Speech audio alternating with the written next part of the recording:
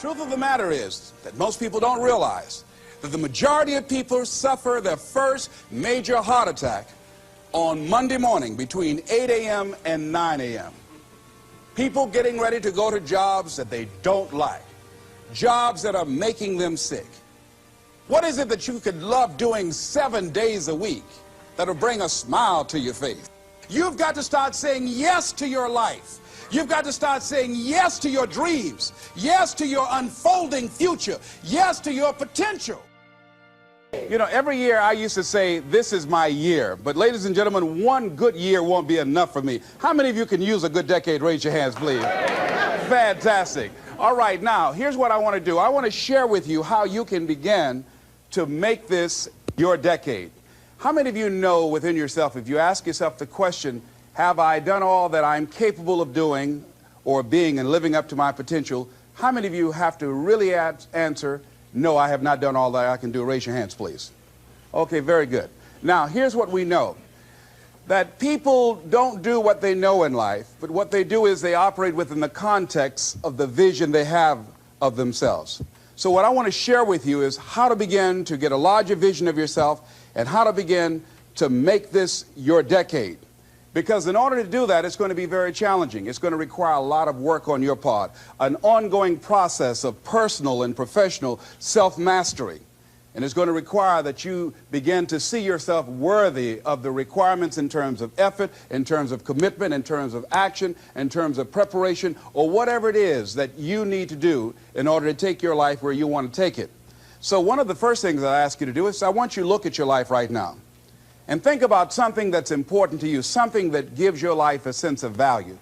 Think about something that you'd like to have, or something you'd like to create for you or your family or for society. I want you to hold this thought in mind. Now, one of the first things I want you to do is don't worry about the inner conversation that you're going to have. Don't worry about how you're going to do it.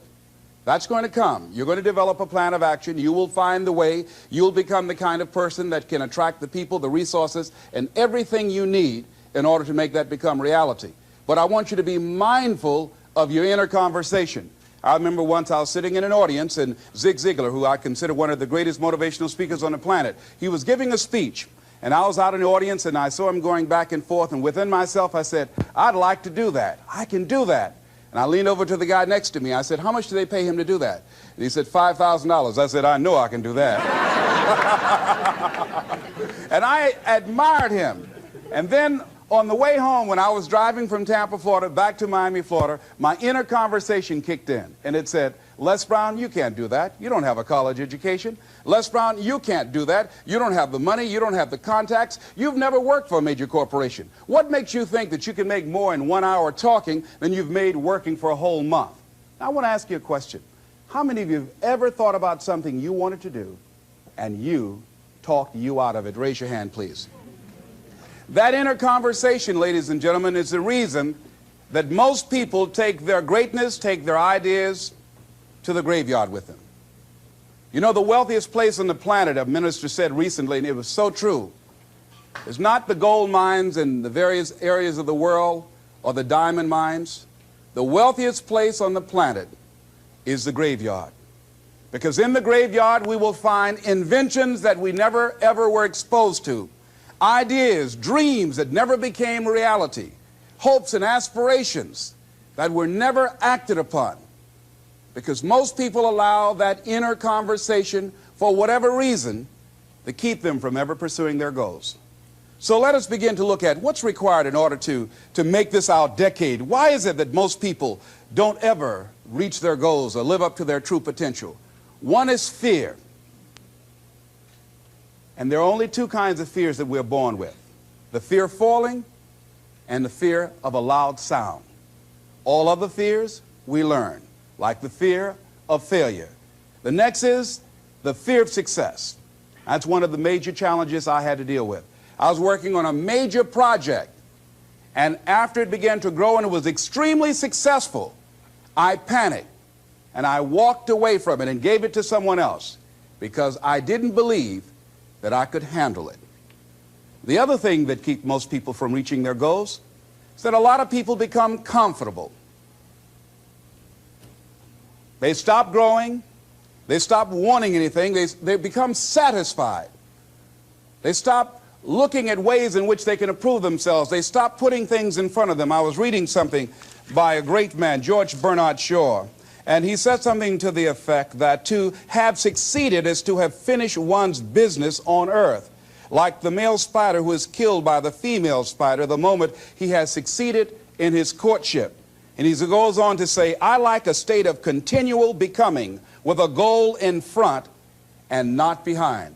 I remember after giving a speech at a major corporation, a gentleman came up to me who was up in years, and he said, you know, that's real great motivation for you young guys, but I've done all my work. There's nothing else for me to do. I said, oh, yes. You've got a lot to give. You have a lot to offer. The fact that you're still here means that your business is not through yet. The other thing that keeps us from reaching our goal is not feeling worthy. That's where a lot of people get stuck. Because see, when you don't feel worthy of your goal, you will begin to unconsciously engage in self-destructive behavior, like procrastinating, constantly putting things off, squandering your time, and that's what life is made of. Something else that keeps us from reaching our goal, and that is many times because we spend so much time complaining and blaming everybody or everything.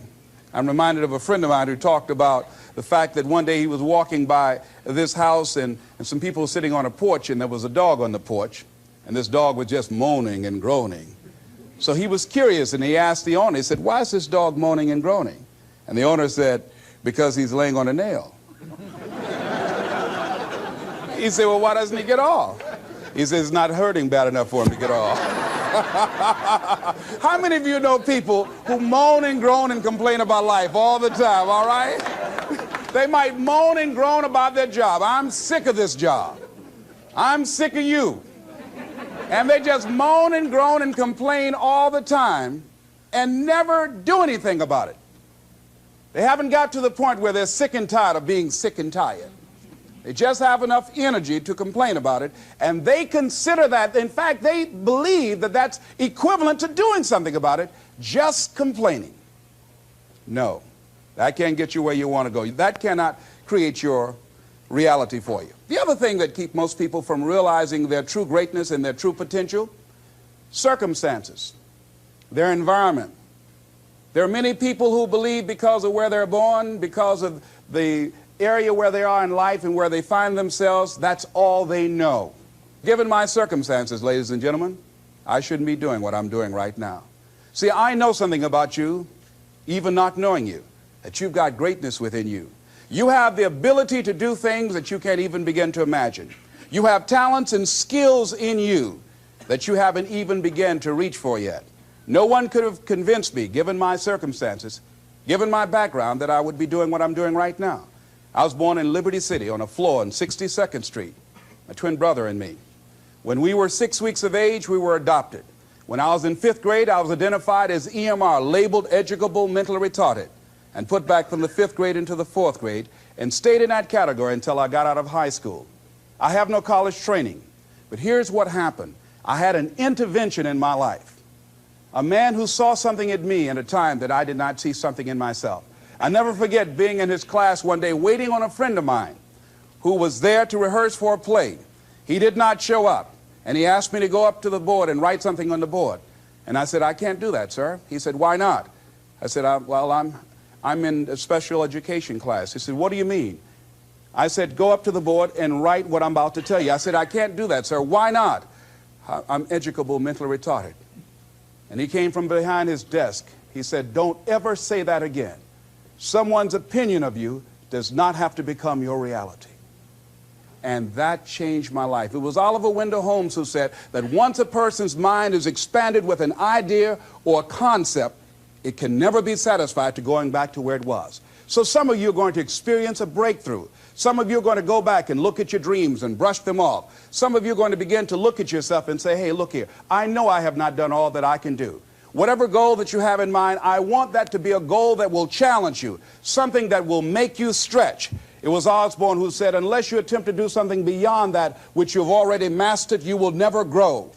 What is it that you looked at some point in time and you decided that you couldn't do it, that you talked yourself out of it? Whatever it is, bring it back out there. How you're going to do it, that will come to you in due time. So you don't get in life what you want, ladies and gentlemen. You get in life what you are, not what you want. And see, the good news is that we can always become more by working to develop ourselves. So the first process of making this your decade, you've got to begin to take a look at your life and look at where are you right now?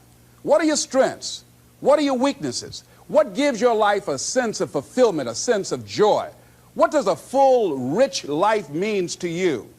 What is it that you could love doing 7 days a week that'll bring a smile to your face?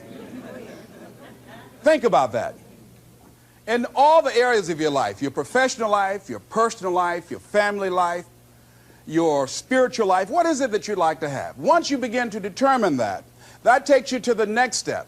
And that is, once you decide what it is that you want, now you've got to decide that you deserve that. Repeat after me, please. I deserve the best that life has to offer. I deserve to find my purpose in life. Shake somebody's hand on your right and left and say, find your purpose.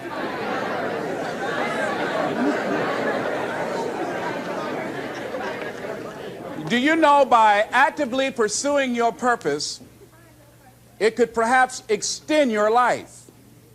The number one killer in this country of all the diseases we have, heart disease. That's the number one killer. And if you ask most people, when is it that the majority of people have their first major heart attack? Some people will tell you as a result of obesity, or smoking cigarettes, or high cholesterol, or high blood pressure. And all of those are contributing factors.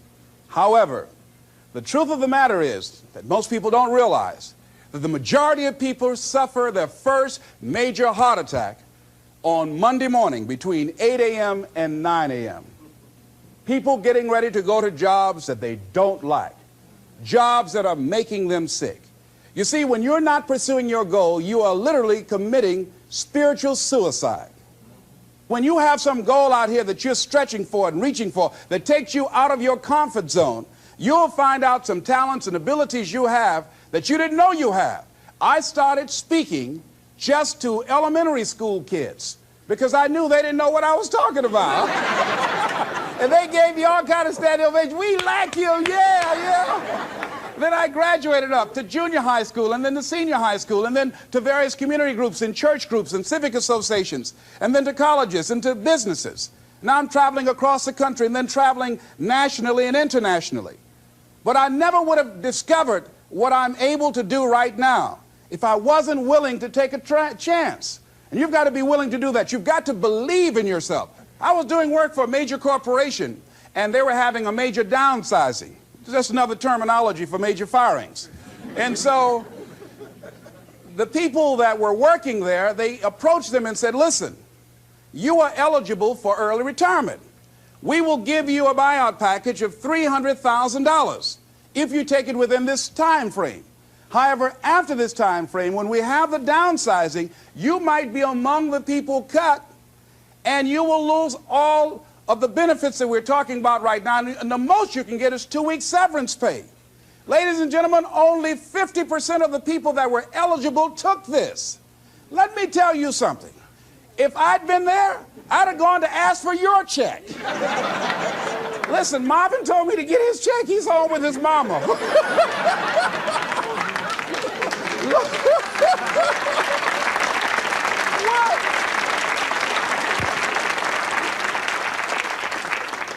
I would have taken that money so quick and had other people checks. They said, Les got your check. See, ladies and gentlemen, life is too short trying to play it safe. It's too short and unpredictable, being miserable. It's too short for that. Here's the thing. There's no safe position in life. Let me tell you why. It's a quiet secret that most people don't realize. You can't get out of life alive. Hello, you can't get out of life alive. So there's no safe position. You can die in the bleachers or you can die on the field. You might as well come out on the field and have a good time, right?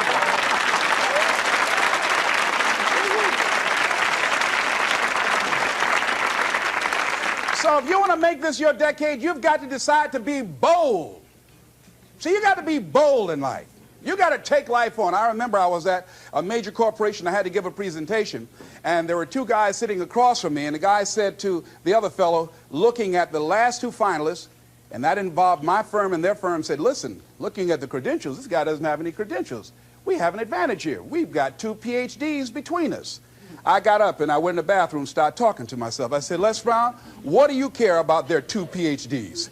You have 6 children and a mama to take care of. And I went in that meeting, and first of all, I went there walking bold, looking good, feeling good, and smelling good, all right?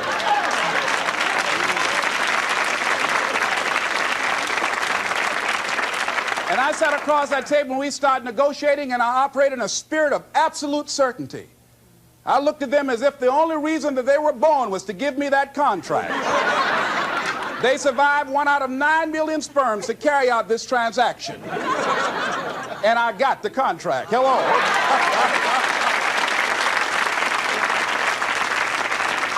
So you've got to decide to be bold. Most people go through life trying to creep. No, no, no. Trying to be casual about it. No, no, no. You go through life being casual, you'll end up a casualty. No. You've got to be bold in life. You've got to take life on. Now, here's something else. You must be positive. See, a lot of people, when things don't happen when they want it to happen, they become negative, and they turn out and start projecting a lot of negative energy. No, no. You've got to make a conscious, deliberate, determined effort to be positive. Because, see, when you know within yourself things are going to work out for you, when you know within yourself that some way, somehow, you're going to make it, and these are just some of the hoops you've got to flip through in order to get there, it's okay. Have a friend who went to get a job, and the people didn't hire him. He was so negative. Well, hey, to hell with you then. Wait a minute. They just don't have a job today. Don't burn your bridges behind you. Don't talk about the guy's mama. Come on. All right? Okay. Now, here's the last thing. If you want to reach your goal and have the competitive edge, you've got to be hungry. A lot of people love me to tell this story. When I got out of school, you know, my first major goal was to buy my mother a home, and my hero in broadcasting was Paul Harvey, and I wanted to become involved in broadcasting, and I loved the disc jockeys that were on the air, and I wanted to become a disc jockey. And Mr. Washington said something to me that I'll never forget, who was my mentor in high school. Repeat this. Whitney Young is his quote. It's better to be prepared, for an opportunity, and not have one, than to have an opportunity and not be prepared. See, so I started working to develop my communication skills and expand my vocabulary. I started visualizing myself being a disc jockey. I saw myself on the air having a talk show and playing records and people listening to me. That was my vision. That was my dream. I held that in mind constantly. And I would practice all the time. Practice makes what? Perfect. Absolutely not. Just dislodge that from your mind. Practice only makes improvement. Perfection doesn't exist. They need to take it out of the dictionary. It doesn't exist. Practice only makes improvement. You can always better your best. You have not done your best work yet. As long as you're here, you have a chance to transcend yourself. So don't believe in perfection. It doesn't exist. It only makes improvement. So I would practice every day. And finally, I went over to this radio station, asked a guy for a job named Mr. Butterwall, and I said, how you doing, sir? I'd like to get a job. I was working on Miami Beach at the Fontainebleau Hotel at the time. The Jackie Gleason and the June Taylor dances were famous. And my favorite program on television, most people would not remember, John Beresford Tipton. Hi, my name is Michael Anthony. I have a check for $1 million. How many of you remember that program, all right? The Millionaire, that was my favorite program on television, you know. So this is my fantasy, you know, and every time we would drive from Miami Beach, I would fantasize, oh, that's the house. When I get my million, I'm going to buy my mother that home over there. So that's my fantasy. So I went up to Mr. Butterball, and he said, do you have any radio experience? I said, no, sir. You have any background in journalism? I said, no, sir. I said, but I can never get experience if you don't give me the opportunity. I've been practicing a lot, sir. He said, I'm sorry, we don't have any job for you. I said, thank you, sir. He didn't know my reasons for being there. My reason, I wanted to use radio as a means to earn the money to buy my mother a home. I went back to the radio station again. I said, how you doing, Mr. Butterball? My name is Les Brown. I know your name. Didn't I just see you here yesterday? I said, yes, sir. I said, y'all have any jobs here? Didn't I tell you yesterday we didn't have a job? Yes, sir, but I thought maybe somebody got fired or resigned. I didn't know, sir. I went the next day. How you doing, Mr. Butterball? He said, yes. And I just didn't take it personal. How you doing? So y'all have any jobs here? Didn't I just tell you yesterday and the day before we didn't have any work? Well, I thought maybe somebody died, sir. I didn't know. I went the next day, showed up like nothing was wrong, like I saw him for the first time.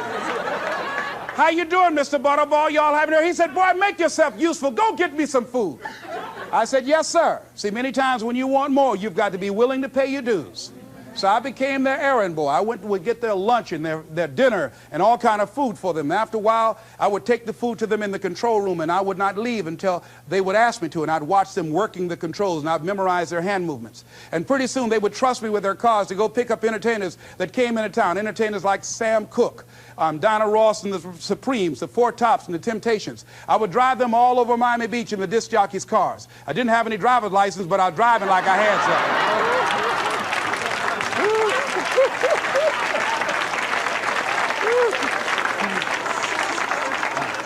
Finally, one day I was at the radio station, and a guy by the name of Rock was drinking while he was on the air. It was a Saturday afternoon. I was the only one there. None of the other jocks were available. And I was looking at him through the control room window, saying, drink, Rock, drink. Drink, Rock. I'd have gone to get him some more if he'd asked me to. Drink, Rock. Pretty soon the phone rang. It was the general manager. I said, hello? He said, Les, this is Mr. Klein. I said, I know. He said, Rock can't finish his program. I said, I know. He said, would you call one of the other DJs to come in? I said, yes, sir. I hung the phone up. I said, now he must think I'm crazy. I called my mom and my girlfriend, Cassandra. I said, y'all come out on the front porch and turn up the radio. I'm about to come on the air.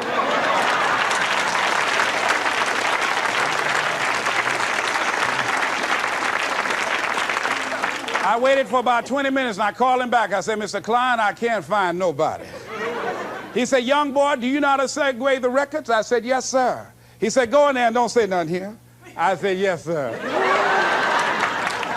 I couldn't wait to get behind those controls. I put the headphones on. I said, look out, this is me, LB Triple P, Les Brown, your platter playing papa. There were none before me, and there will be none after me. Therefore, that makes me the one and only. Young and single and love to mingle, certified, bona fide, indubitably qualified to bring you satisfaction, whole lot of action. Look out, baby, I'm your love man. I was hungry.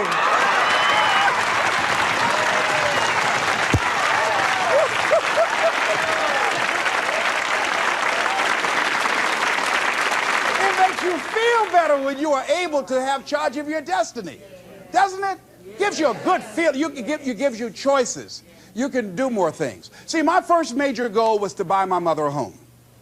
I feel like Abraham Lincoln, who said, all that I am and all that I ever hope to be, I owe to my mother. And I said to my mama one day, I said, Mama, when I become a man, I'm going to buy you a home. And you won't have to go to work every day. You won't have to work. You just sit down, Mama. She was getting up, getting dressed to go to M&M cafeteria. I was just following her around. I said, watch, Mama. One day you won't have to leave here to go to work no more. It's raining outside. You won't have to go to work in the rain. You just do what you want to do. Like stay home and fix me sweet potato pie. My mama fixed the kind of sweet potato pie you can't eat with your shoes on.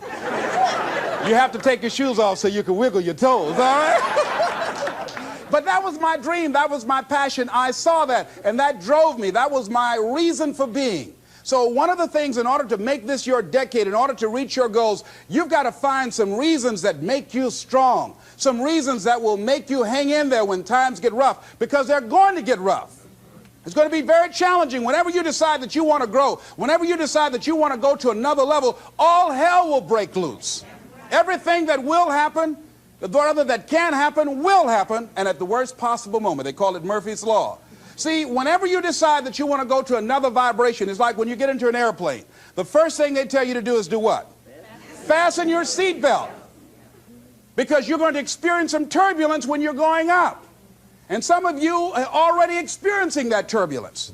Don't be frightened by that. See, whenever you decide you want to go to another level, you've got to fasten your psychological, your mental, and your spiritual seatbelt. Because there's going to be a while before you experience a comfortable altitude. You're going to get there. It's there. But you've got to go through this phase here. This is how you grow. This is how you develop. See, life is like a roller coaster. Sometimes you're up, sometimes you're down. Sometimes things go well, and sometimes they don't go well. But in the down moments, that's when you discover who you are. During the down moments, see, in this prosperous time, you put it in your pocket. In the lean times, you put it in your heart. And that's when you discover who you are.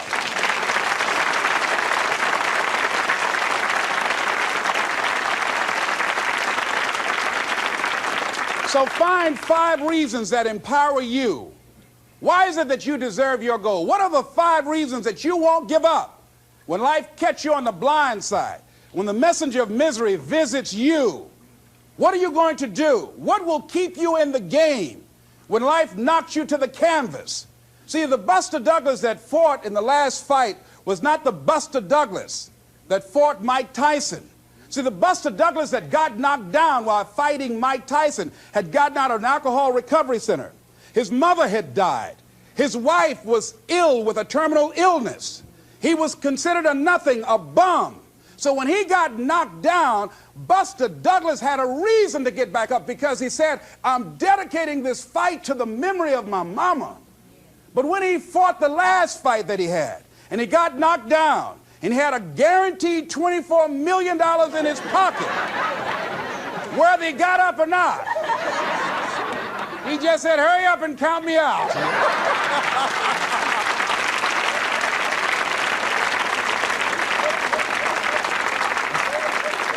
And I don't blame him. Why get hurt? Say, no, why'd you leave so soon? Somebody's about to get hurt, me. So you've got to have some reasons that when life knocks you down, and it's going to. Hello, it's going to knock you down. When people disappoint you, and that's going to happen. When they betray you, and that's going to happen. When they lie to you, and that's going to happen. When they say, oh, you can count on me, and they won't show up, and that's going to happen. When you want to throw in the towel and give up yourself, and that's going to happen. When life collapses on you and catch you on the blind side, it drop you to your knees and start choking you. You got a dream? No, I ain't got no dream.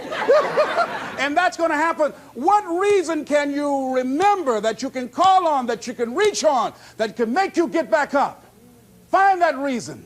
Because when life had knocked me down, I said, life, I'm doing this because I want to make my mama proud of me. I'm doing this because I want my children to have a better life than what I had. I'm doing this because all my life I've been told I'd be a loser, that I wouldn't make it. All my life I heard people say, maybe take them back to the welfare department. I'm doing this to make them alive. I believe like Frank Sinatra, he said, the best revenge in life is massive success. I'm doing this so I can become massively successful. And with that kind of courage, with that kind of affirmation and reason to empower me, I got a saying that when life knocks you down, try and land on your back, because if you can look up, you can get up. All right?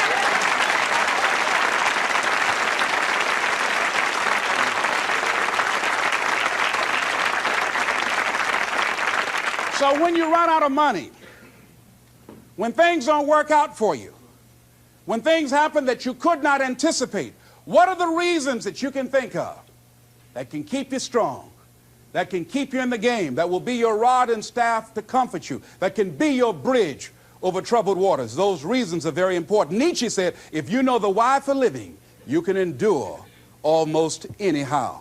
So find out the reasons that you do what you do. Find out the reasons that will make you strong, that will make you walk by faith and not by sight, that will make you pursue your dream when everybody is against you or don't believe in you no more. And let me tell you something, that's a lonely feeling. It's a lonely feeling, particularly people that you're doing it for, or people that stand to benefit the most, or people who should be the #1 members in the encouragement club, but they end up saying, you can't do it, and they become members of the discouragement club. Oh, it hurts very badly. I know what that's like.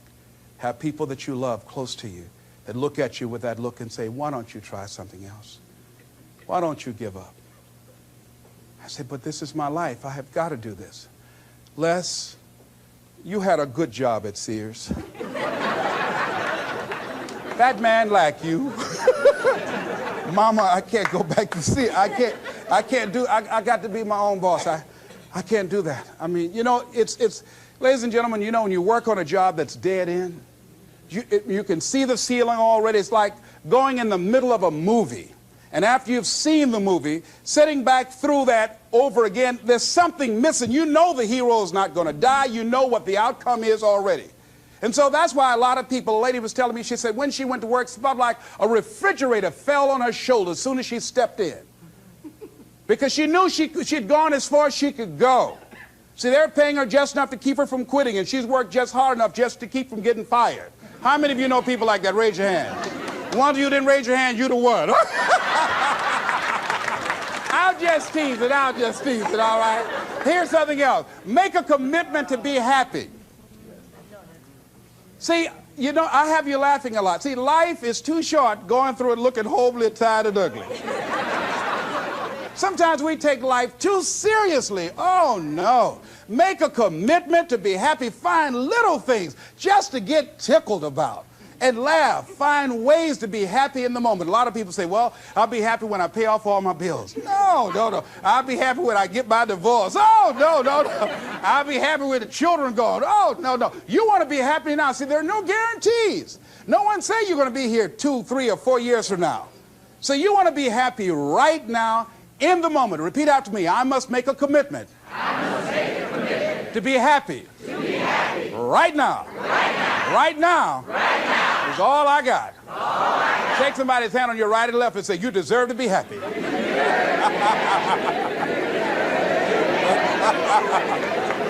Make a commitment to be happy, because life now has new meaning for you. Just enjoying the sunset, or just looking at life, or looking at nature, going for a walk. It's the little things in life that counts. Here's something else that you want to begin to do in order to make this your decade. You want to begin to get all the toxic people out of your life. Hello? Energy drainers, get them out of your life. See, ladies and gentlemen, it takes a lot of energy to reach your goal. It takes a lot of emotional, mental, and spiritual energy to reach your goal. And you can run faster with 100 who want to go than with one around your neck. So there are two kinds of relationships. Sid Simon talks about this. Nourishing relationships and toxic relationships. Nourishing relationships are the relationships that inspire you. They motivate you. They bring the best out of you. Toxic relationships are relationships with people that always criticize you. All they can do is find fault. All they can do is just exploit your weaknesses. All they can do is remind you of the mistakes that you've made in the past. These people are bad for your health. Toxic people can run your blood pressure up. One apple can spoil a whole barrel. One negative energy drainer can spoil your whole life. I know people whose lives have been ruined because somebody wasn't good for them. See, there are some people that aren't good for you. Hello? They aren't good for you. You've got to get them out of your life. See, a lot of people put up with a lot of foolishness because they don't want to die by themselves. Here's what I believe. I believe in a one-to-a-box theory.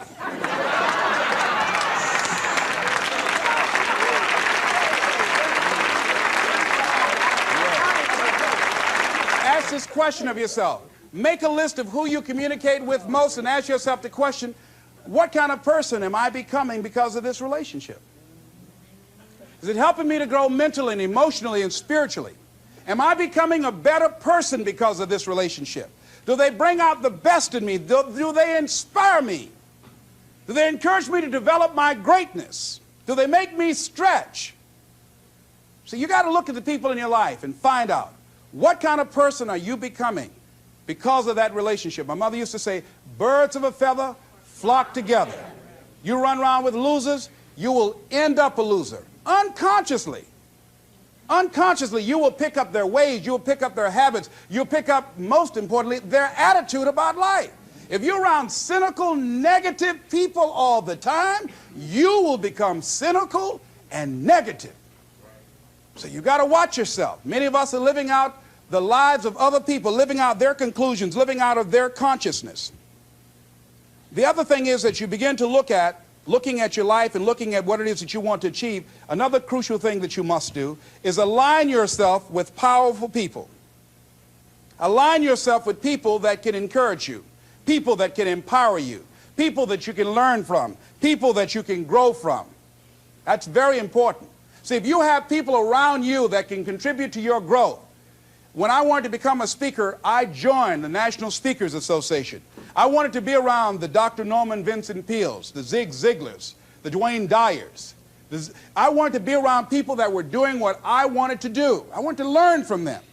And you want to do that too. You want to align yourself with people who think like you, people who dream like you, people who want more out of life, people that are stretching and searching and seeking some higher ground in life, as opposed to the majority of people. Somebody said, always strive to get on top in life because it's the bottom that's overcrowded. And so you don't want to be on the bottom. See, it's easy to be on the bottom. It doesn't take any effort to be a loser. It doesn't take any motivation, any drive in order to stay down there on a low level. But it calls on everything in you, ladies and gentlemen. You have to harness your will to say, I'm going to challenge myself. Sometimes I have to pull myself out of bed and say, come on, Les. Things I know I should do, I don't do. Things I shouldn't do, I do. I found that the biggest enemy you have to deal with is yourself. There's an old African proverb that says, if there's no enemy within, the enemy outside can do us no harm. So think about that.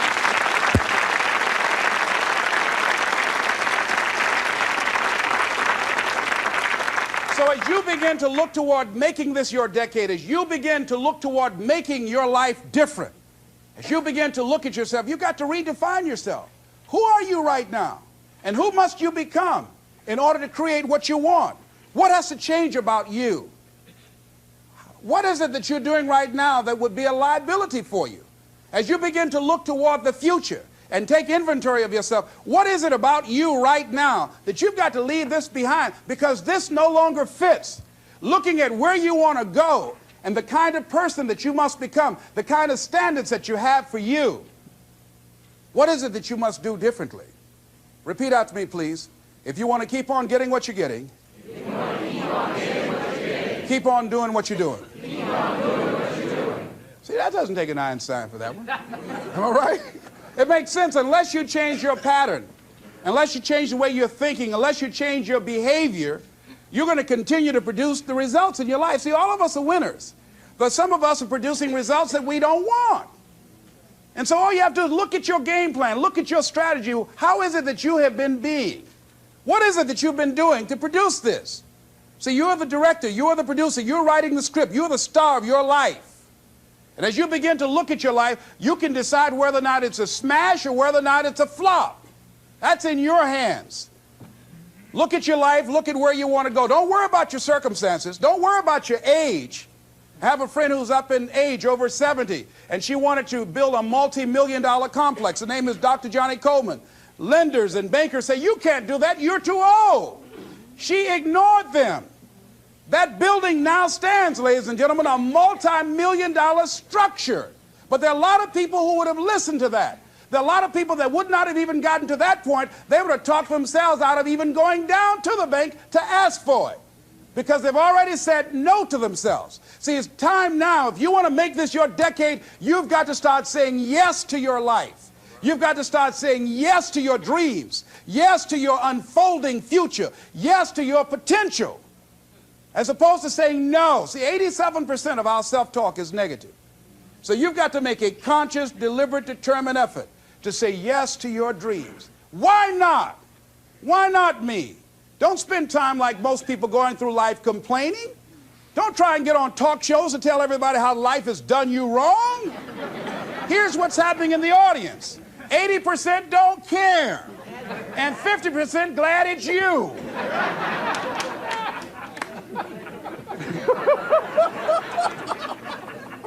All right?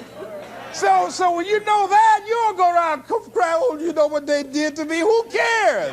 Get away from me before they come back.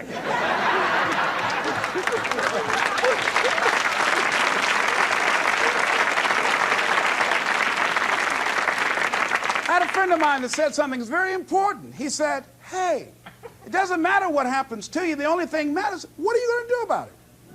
That's all that matters. Okay, life knocked you down. What are you going to do about it? How long are you going to sit there and say, you know what they did to me? How long? Who wants to hear that racket? Use that energy to get up from there and move on and get on with your life. You got to learn to let the past go so you can grow. Many people never act on their dreams because they allow their past experiences to determine what their possibilities are. Whatever you've done in the past, that's not a reflection of your possibilities. That's just a reflection of your consciousness. That's just a reflection of your development and your growth. The future is unfolding for you right now. The future is unlimited for you right now. No one knows where you can go. No one knows what you're capable of or what's possible for you. You don't even know that. I had no idea, ladies and gentlemen. No one could have convinced me that I was able to do this. I never forget, I was speaking in Detroit, and a high school friend of mine saw me afterwards, and he was backstage. He said, "I can't believe it's the same person." And I thought for a moment, and I said, "It's not. The person you know, he's gone. He doesn't live here anymore." We have the power to change our personal history, changing the direction of our lives, changing our thoughts, changing where we want to go, exploring new horizons. So as you begin to look at this decade and affirming that this is your decade, as you set goals that will make you stretch, that will bring out the best in you, as you begin to remove the negative, toxic people from your life, as you decide to take some chances in life, and that's one of the things that's very important. Viscard said, if you're not willing to risk, you cannot grow. And if you cannot grow, you cannot become your best. And if you cannot become your best, you cannot be happy. And if you can't be happy, then what else is there? I'll never forget when I reached my first major goal of buying my mother that home. I'll never forget what it was like. And you're going to have this experience when you reach some major goal. When I drove up to the house and I got out and I gave Mama the key. And I said, "Mama, this is for you." I'll never forget the look on her face. She said, "Oh my God. No one could have convinced me when I adopted y'all that this would happen." She said, "Oh, thank you." She said, "And you, you caused me so many damn problems."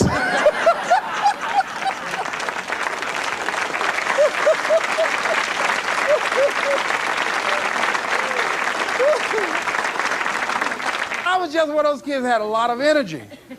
But no one knew what I was going to become. It was a great philosopher, Goethe. He says, look at a man the way that he is, he only becomes worse. But look at him as if he were what he could be, then he becomes what he should be. And what Mr. Washington did was he looked beyond my faults and saw my needs. And he said, "I see something in you." And I was there, oh God, I hope he's right. And I want to live up to his expectations. See, no one rises to low expectations. Finally, here's one last thing I'd like to leave with you. If you want to make this your decade, find some cause that you believe in. See, this is my profession, but my greatest joy in life is working with young kids. Every Monday, I fly up to Chicago to work with 600 young kids at Christ Universal Temple Church, working with them to develop a sense of purpose and direction with their lives. We've developed a training program. If they're addicted to drugs or alcohol, we help them to get into a permanent recovery program. If they're not, we help them to develop a vision of themselves where drugs and alcohol does not fit. I love it when I go into the Cook County Jail and see the look on these young men's faces, the anger and the self-hatred. And then when we leave there, see the difference in them as we begin to touch a spark in them as Mr. Washington touched in me. And you cannot put a dollar price on that. That's my reason for being. What is it that you would like to give the planet? What is it that you'd like to leave here? See, someone paid a price for us to be here. I believe that we live in the greatest country in the world that gives us an opportunity to make a difference in life. We are blessed to have been dropped off on this part of the planet. A friend of mine was in Manila and saw a bumper sticker that said, "Yankee, go home and take me with you."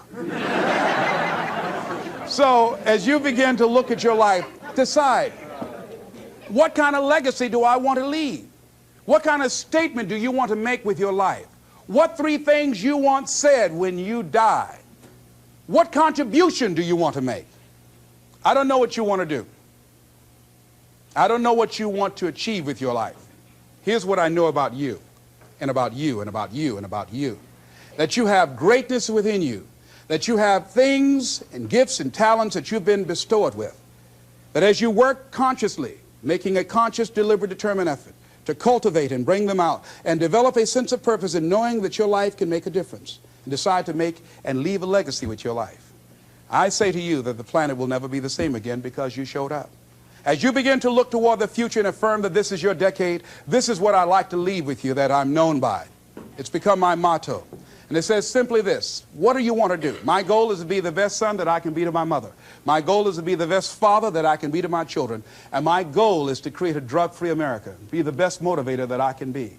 Yes. Whatever your goal is, this is what I like to leave with you. It says simply this: that if you want a thing bad enough to go out and fight for it, to work day and night for it, to give up your time, your peace, and your sleep for it, if all that you dream and scheme is about it, and life seems useless and worthless without it, and if you gladly sweat for it and fret for it and plan for it and lose all your terror of the opposition for it, and if you simply go after this thing that you want with all of your capacity, strength and sagacity, faith, hope, and confidence, and stern pertinacity, if neither cold poverty, famish, or gulf, sickness, or pain, of body and brain can keep you away from a thing that you want, if dogged and grim you besiege and beset it, with the help of God you'll get it. This is Mrs. Mamie Brown's baby boy, Leslie Calvin Brown, saying it's been a plumb pleasing pleasure as well as a privilege. Thank y'all here.